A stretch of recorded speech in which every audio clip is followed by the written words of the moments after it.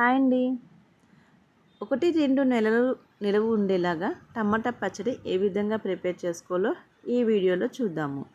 ముందుగా కిలోన్నర టమాటాలు తీసుకుని శుభ్రంగా కడుక్కుని ఇలా క్లాత్తో శుభ్రంగా తుడుచుకోవాలి.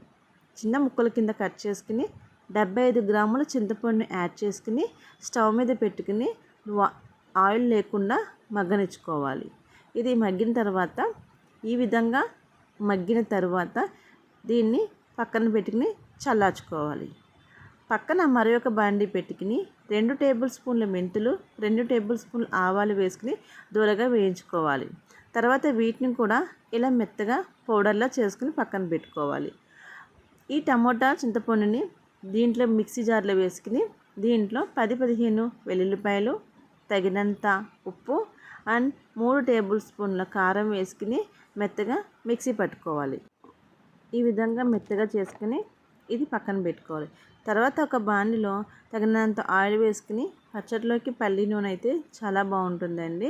శనగపప్పు, మినపప్పు, ఆవాలు, జీలకర్ర, కరివేపాకు, వెల్లుల్లిపాయ అండ్ ఎండుమిర్చి ఇవన్నీ వేయించుకుని దూరగా వేయించుకోవాలి. 1 స్పూన్ పసుపు కూడా, అది మీ ఆప్షనల్ అండి, మీకు ఇష్టమైతే వేసుకోవచ్చు, లేదంటే స్కిప్ చేయవచ్చు. మనం రుబ్బి పెట్టుకున్న పచ్చడిని కూడా దీంట్లో యాడ్ చేసుకోవాలి. ఇది 10-15 నిమిషాలు ఆయిల్లో వేగితే సరిపోతుందండి. తర్వాత ఇది చల్లగా అయిన తర్వాత దీంట్లోకి మనం కలిపి పెట్టుకున్న ఆవపిండి మెంతిపిండి ఉంది కదా, అది చల్లారిన తర్వాత వేసుకోవాలి. వేడి మీద వేస్తే చేదు వస్తుందండి.